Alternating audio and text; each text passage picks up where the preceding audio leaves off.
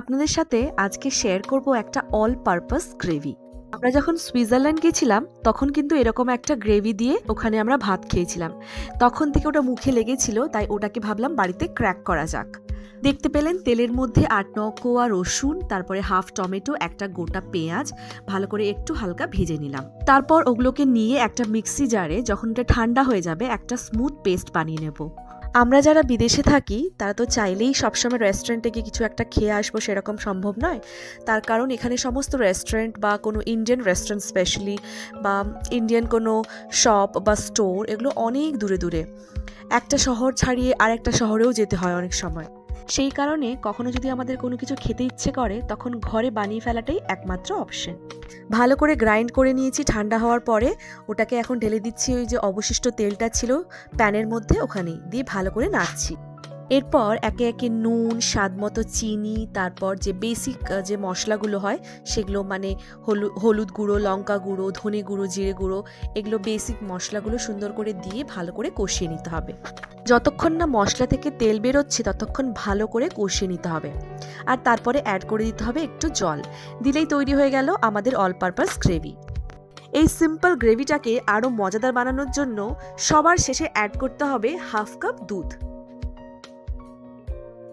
তো দেখতেই পেলেন ওই গ্রেভিটার মধ্যে আমি অ্যাড করলাম হচ্ছে সেদ্ধ করা রাজমা, যেটা আমি আগে থেকে ভিজিয়ে রেখেছিলাম, মানে ৬-৭ ঘন্টা আগে থেকে, তারও বেশি অ্যাকচুয়ালি ওভারনাইট আমি রেখেছিলাম, 10 ঘন্টা মতো ভিজিয়ে রেখেছিলাম। তো তারপর সকালবেলা ওটাকে উঠে জাস্ট নুন দিয়ে আমি ৬-৭টা মতো সিটি দিয়ে প্রেশার কুকারে সিটি দিয়ে সেদ্ধ করে নিয়েছিলাম। তারপর সেই রাজমাটাকে ছেঁকে ওই গ্রেভিটার মধ্যে ডিপ করেছিলাম। এখানে কিন্তু আপনি ওই কারিটার মধ্যে আরও বিভিন্ন জিনিস অ্যাড করতে পারেন, যেমন ধরুন পনিরকে কিউব কিউব করে কেটে সেটাকে হালকা তেলে ফ্রাই করে, একদম অল্প তেলে ফ্রাই করে ওর মধ্যে ডিপ করে দিতে পারেন।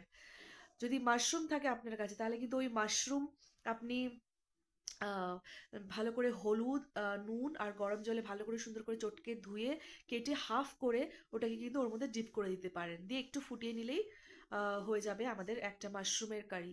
তারপর আপনি অ্যাড করতে পারেন সামান মাছ, যদি সামান মাছ আপনার লোকালিটিতে অ্যাভেলেবেল থাকে।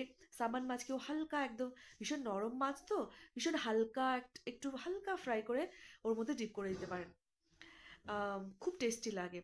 তো একটা এই গ্রেভি দিয়ে মোটামুটি 4টে মতো রেসিপি আপনি ইজিলি বানিয়ে নিতে পারেন। আসলে যখন একটু ডিফারেন্ট কিছু খেতে ইচ্ছে করবে মানে রেস্টুরেন্ট স্টাইলের, তাহলে কিন্তু খেতে পারেন। আর অবশ্যই আপনার কাছে যদি ক্রিম থাকে আপনি ক্রিম অ্যাড করতে পারেন।